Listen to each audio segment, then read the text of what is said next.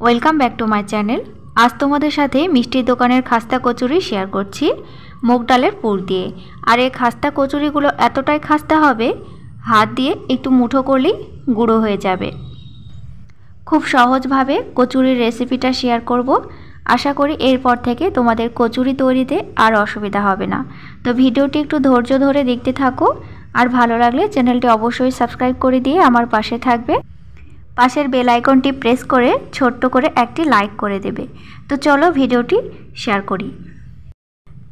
এখানে আছে ভেজানো মুগ ডাল। এই মুগ ডালটা ভিজিয়ে রেখেছি 4-5 ঘন্টা আগে। খুব ভালো করে 2-3 বার জল দিয়ে ধুয়ে নিয়েছি, তারপর ভিজিয়ে রেখেছি। এবার মুগ ডাল থেকে জলটা আলাদা করে নেব। এবার একটি কড়াইতে নিয়েছি সর্ষের তেল। তোমরা এখানে যে কোনো তেল নিতে পারো। দিলাম 1 চামচ কসুরি মেথি, 1 চামচ জিরা গোটা আর 1 চামচ মৌরি। এগুলো গোটাই ব্যবহার করতে হবে, তাহলে কচুরিতে টেস্ট ভালো আসবে। একটু নাড়াচাড়া করে নিচ্ছি। তেল থেকে খুব সুন্দর একটি স্মেল দিচ্ছে।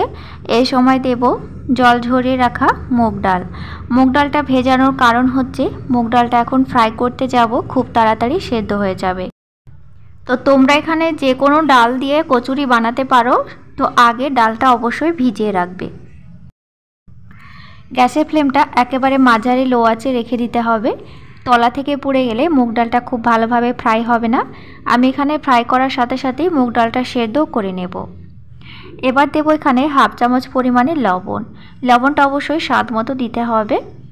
এবার দিচ্ছি একটি ভাজা মশলা। এই মশলার ভেতরে আছে জিরা, ধনিয়া, গরম মশলা, প্রত্যেকটাই হালকা পরিমাণে দেওয়া আছে। খুব সামান্য পরিমাণে দিচ্ছি হলুদ। হলুদটা এখানে অবশ্যই অল্প পরিমাণে দিতে হবে, যেহেতু ডালে হলুদ রং আছে।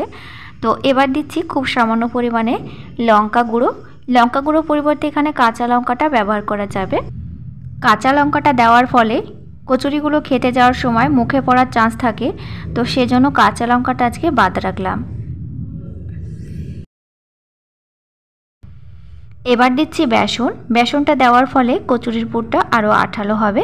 বেসনটা দেওয়ার পর আবারও অনবরত নাড়াচাড়া করে ফ্রাই করে নেব। সবশেষে দেব 1 থেকে 1.5 চামচ মতো চিনি। চিনিটা দেওয়ার ফলে কচুরির পুরটা আরেকটু মিষ্টি মিষ্টি হবে, খেতে বেশি ভালো লাগবে। তবে চিনিটা অপশনাল, তোমরা এখানে নাও দিতে পারো। তবে কচুরির পুর একটু মিষ্টি হলে খেতে বেশি ভালো লাগে। ডালটা খুব ভালোভাবে সেদ্ধ হয়ে গেছে। আর একটু চটকে দিচ্ছি। এইভাবে চটকানোর ফলে পুরটা আর একটু আঠালো হয়ে যাবে এবং কচুরিগুলো খেতে ভালো লাগবে। গ্যাসের ফ্লেমটা বন্ধ করে পুরটাকে এবার ঠান্ডা করে নিচ্ছি। এখানে নিয়েছি ময়দা এবং আটা। 1 কাপ ময়দা আর 1 কাপ আটা, দুটো একসঙ্গে আমি মিশিয়ে নিয়েছি। তবে তোমরা এখানে শুধু আটা দিয়েও করতে পারো, আবার শুধু ময়দা দিয়ে করতে পারো। তো আটা ময়দা নেওয়ার এখানে কারণ হচ্ছে আটা খুব লাল রঙের হয়, তো এখানে আটা ময়দাটা নেওয়ার ফলে কচুরির কালারটা খুব ভালো আসবে। এবার শুকনো উপকরণগুলোর সাথে দিচ্ছি খুব সামান্য পরিমাণে লবণ আর সাদা তেল। সাদা তেল এখানে 4 চামচে 2 চামচ ব্যবহার করেছি। এবার হাত দিয়ে শুকনো উপকরণগুলো আগে হাত দিয়ে মেখে নিতে হবে। ঠিক এইভাবে ডলে ডলে মেখে নিতে হবে। যখন হাতের ভেতরে মুঠো হয়ে যাবে, তখনই বুঝে নিতে হবে কচুরির জন্য এই মিশ্রণটি তৈরি হয়ে গেছে। দেখতে পাচ্ছ? এবার আমি এখানে দিয়ে দেব জল। এখানে ঠান্ডা জল দিয়ে কচুরির ডোটা মাখবো। তো অবশ্যই এখানে ঠান্ডা জল দেব, অল্প অল্প জল দিয়ে। রুটি পরোটার জন্য আমরা ময়দা যেভাবে মেখে থাকি সেইভাবে ময়দাটা মেখে নেব। খুব শক্ত নয়, আবার খুব চিটচিটেও নয়। এবার ঢাকনা দিয়ে 5 মিনিট রেখে দিচ্ছি। কচুরির পুর খুব ভালোভাবে ঠান্ডা হয়ে গেছে। এবার প্রত্যেকটা কচুরির জন্য আলাদা আলাদা টুকরো করে আমি পুরটা নিয়ে নিচ্ছি। এইভাবে পুরটা ভাগ করে নেওয়ার জন্য কচুরির ভেতরে সমানভাবে পুরটা যাবে, আর কচুরিগুলো খেতেও ভালো লাগবে।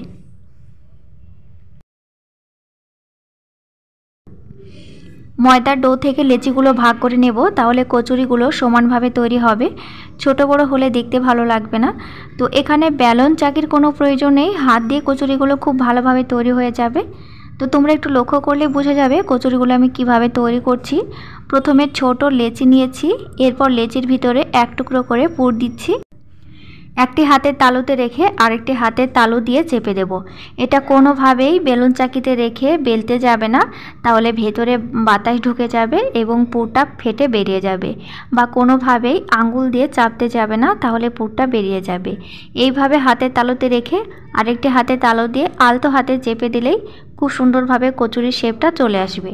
আর এখানে কচুরিগুলো ফাটার কোনো চান্স থাকবে না, ভাজার সময়তেও ফাটার কোনো চান্স থাকবে না। আমার নতুন বন্ধুদের উদ্দেশ্যে বলছি, যে সকল বন্ধুরা এখনও আমার চ্যানেলটি সাবস্ক্রাইব করোনি তারা প্লিজ চ্যানেলটি সাবস্ক্রাইব করে দিয়ে আমার সাথে থাকবে, পাশের বেল আইকনটি অবশ্যই প্রেস করে দেবে। সবগুলো কচুরি এখানে তৈরি করা হয়ে গেছে, চলো এবার ভাজতে হবে। তো ভাজার জন্য এখানে সাদা তেল নিয়েছি। তেলটা কখনোই গরম করতে যাবে না, হালকা তেলটা গরম হয়ে উঠবে, এই পর্যায়ে কচুরিগুলো তেলে ছাড়তে হবে। সময় নিয়ে কচুরিগুলো ভাজতে হবে, সিঙ্গাড়া যেভাবে ভেজে থাকি সেইভাবেই ভাজতে হবে।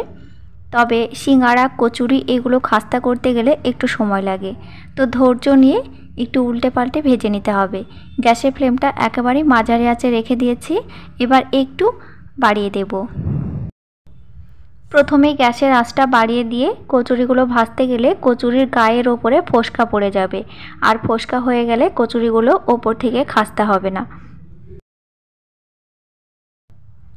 তেলে কচুরিগুলো ছাড়ার 5 থেকে 6 মিনিট পর চুলার আঁচটা বাড়িয়ে দিয়েছি। এবার বুঝতে পারছো কচুরিগুলো খুব সুন্দর রং এসেছে, আর ওপর থেকে ভেতর থেকে দুই দিক থেকে খাস্তা হচ্ছে। এইভাবে তোমরা কচুরিগুলো ভাজবে, তাহলে কচুরিগুলো ভীষণ খাস্তা হবে। আশা করি আমার ভিডিওটা পুরোটা দেখেছো, আর ভিডিওটা দেখার পরে একটু হলেও তোমরা একটু উপকৃত হতে পেরেছো। কচুরি বানাতে গিয়ে আশা করি তোমাদের আর কোনো অসুবিধায় পড়তে হবে না। এইভাবে তোমরা খুব সুন্দরভাবে কচুরি বানিয়ে খেতে পারবে। তোমরা কি ধরনের রান্নার ভিডিও দেখতে চাও অবশ্যই সেটা আমাকে কমেন্টের মাধ্যমে জানাবে, আমি তোমাদের সাথে শেয়ার করার চেষ্টা করব। তো খাস্তাভাবে কচুরিগুলো ভাজা হয়ে গেছে, আমি তুলেও নিয়েছি। খুব গরম, দেখতে পাচ্ছ। একটি ভেঙে তোমাদেরকে দেখিয়ে দিচ্ছি কত খাস্তা হয়েছে। তো হাতে তালু দিয়ে ঠিক এইভাবে একটু চেপে দিলেই গুঁড়ো হয়ে যাচ্ছে, দেখতে পাচ্ছ। আর ভেতরে মুগ ডালের পুর ভরা। আশা করি আজকের পর থেকে কচুরি তৈরিতে তোমাদের আর কোনো অসুবিধা হবে না। আমার প্রত্যেকটি টিপস যদি তোমরা ফলো করে থাকো তাহলে তোমাদের কচুরি খুব ভালোভাবে তৈরি হবে। আর বাড়িতে বানিয়ে থাকলে অবশ্যই আমাকে কমেন্ট করে জানিও তোমাদের কচুরিগুলো কেমন হয়েছে।